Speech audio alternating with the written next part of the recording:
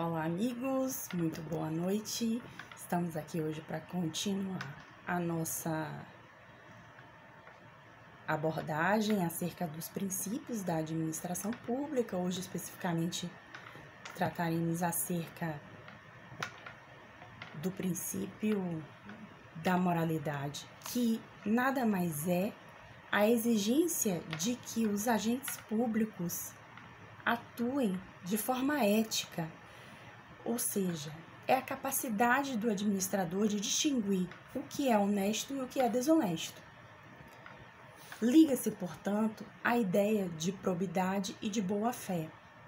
O princípio da moralidade corresponde à noção de bom administrador, que não somente deve conhecer a lei, mas também deve agir segundo os princípios éticos que regem a função administrativa. Afinal, podemos dizer que nem tudo que é legal é honesto. Como exemplo, imagine que determinado município tenha efetuado um gasto vultuoso do seu orçamento para adquirir, mediante regular licitação, um carro de luxo para uso exclusivo do prefeito, enquanto todas as ambulâncias da cidade estavam sem condições de uso. Ora, ainda que a aquisição desse carro de luxo tenha observado todos os preceitos da lei e, portanto, é legal, não poderia ser considerado um ato moralmente aceito, visto que outras necessidades mais urgentes da população foram relegadas para segundo plano.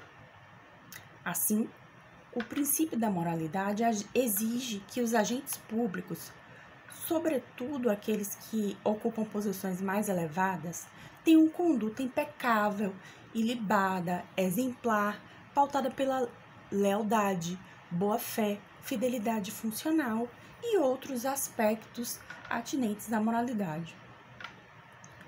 A denominada moralidade administrativa não se confunde com a moralidade comum. Com efeito, a doutrina enfatiza que a moralidade administrativa independe da concepção subjetiva, isto é, a moralidade administrativa independe da moral comum, da ideia pessoal do agente sobre o que seja certo ou errado em termos éticos. Na verdade, o que importa é a noção objetiva do conceito, ou seja, a moralidade administrativa, que é passível de ser extraída do conjunto de normas relativas à conduta de agentes públicos existentes no ordenamento jurídico e relacionada à ideia geral de boa administração. É verdade que moralidade administrativa representa um conceito indeterminado, mas com o bem comum e o interesse público, ainda que se reconheça a possibilidade de extraí-los do conjunto de normas que versam sobre a conduta dos agentes públicos. Embora seja um conceito indeterminado, não deixa de ser considerado um conceito objetivo, passível de avaliação o tempo inteiro.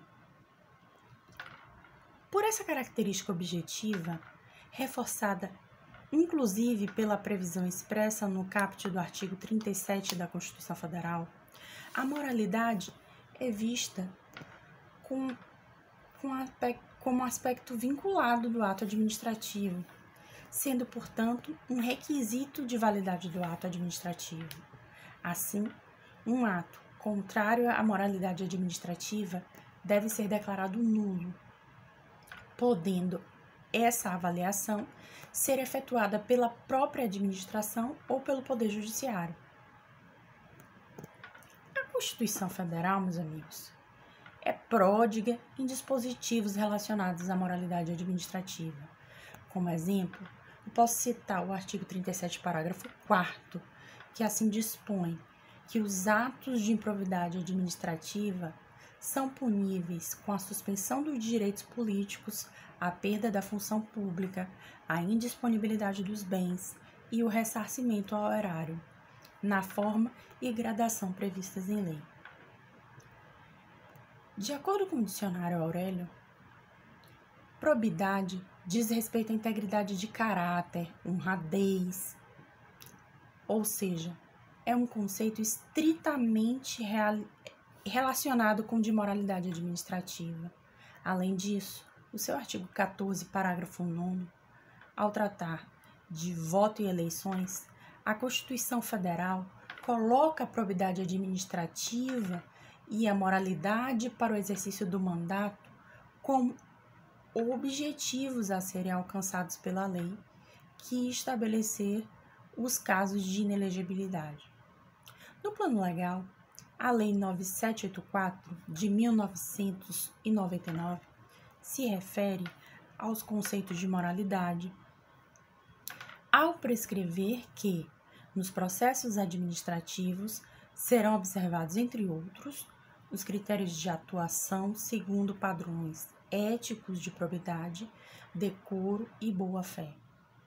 Mais recentemente, foi editada a Lei 12.813 de 2013, que dispõe sobre o conflito de interesses entre o Poder Executivo Federal, tratando o relacionamento entre o setor público e o privado e os interesses subjacentes. Outra norma relevante é o Código de Ética dos Servidores Públicos Civis Federais, Decreto 1691 de 94. Eu vou ter que pescar aqui nas minhas anotações.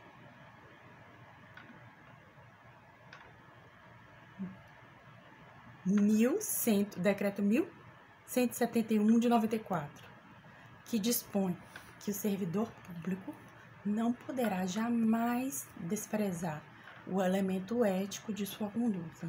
Assim, não terá que decidir somente entre o legal e o ilegal, o justo e o injusto, o conveniente e o inconveniente, o oportuno e o inoportuno, mas principalmente entre o honesto e o desonesto. Ademais, o Código de Ética prescreve que a moralidade da administração pública não se limita à distinção entre o bem e o mal, devendo ser acrescida da ideia de que o fim é sempre o bem comum. O equilíbrio entre a legalidade e a finalidade na conduta do servidor público é que poderá consolidar a moralidade do ato praticado. Assim, temos que um parâmetro básico a ser utilizado para avaliar a moralidade de determinada conduta é verificar se o agente público teve por fim o interesse comum e não os seus interesses pessoais.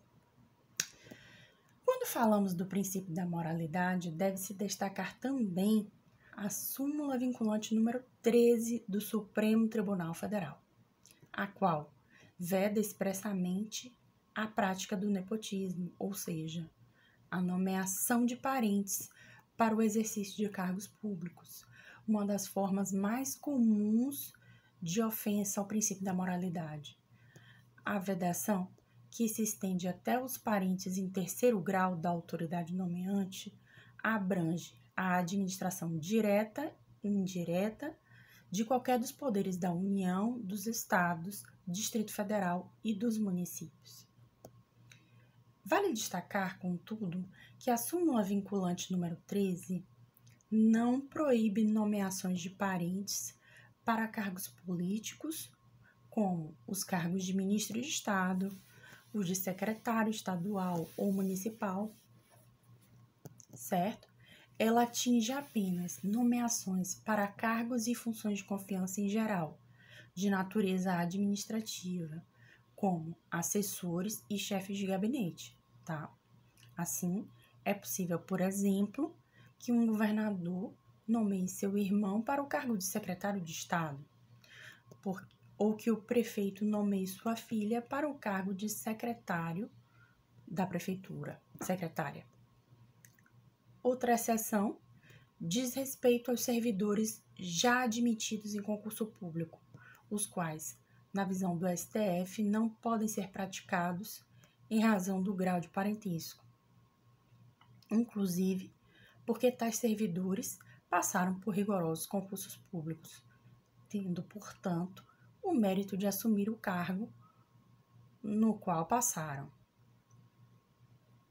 Vale esclarecer ainda que permanece em vigor a diretriz contida na Lei 8.112, de 1990, em que se proíbe ao servidor público, em geral, manter sob sua chefia imediata parentes até o 2º grau. Não obstante a existência dessas normas destacadas, vale informar que a plena efetividade da moralidade administrativa independe da existência de lei que proíba a conduta reprovada. Observe, a ausência de norma específica não é justificativa para que a administração atue em desconformidade com o princípio da moralidade administrativa. Em outras palavras, para que se possa anular um ato ofensivo ao princípio da moralidade, não precisa haver uma lei dizendo que tal conduta é desonesta. Do contrário, teríamos reduzido a moralidade a um conteúdo do princípio da legalidade, o que não é o objetivo da Constituição Federal que distingue os dois princípios. A própria hipótese do nepotismo é um exemplo muito claro do que estamos falando. Não há uma lei formal que expressamente vede o nepotismo no âmbito de todas as esferas federativas, mas, por ser uma prática manifestamente ofensiva ao princípio da moralidade e a outros princípios constitucionais, como a impessoalidade, eficiência e igualdade, não é admitida na administração pública. Vale destacar ainda que o princípio da moralidade deve ser observado não apenas pelo agente público, mas também pelo particular que se relaciona com a administração. Nas licitações públicas, por exemplo, são frequentes os conluios entre empresas licitantes para combinar preços, prática que caracteriza uma ofensa direta ao princípio da moralidade. Para concluir, cumpre registrar que um meio disponível a qualquer cidadão para provocar o controle judicial da moralidade administrativa é a chamada ação popular, prevista no artigo 5º da Constituição Federal, segundo o qual qualquer cidadão é parte legítima para propor ação popular que vise a anular ato lesivo à moralidade administrativa, salvo comprovada a má-fé, isento de custas judiciais e do ônus da sucumbência. Então, meus amigos, em síntese, esses foram os pontos mais relevantes que eu resolvi trazer hoje aqui acerca do princípio da moralidade. Espero que vocês tenham gostado. Boa noite, até a próxima. Tchau, tchau.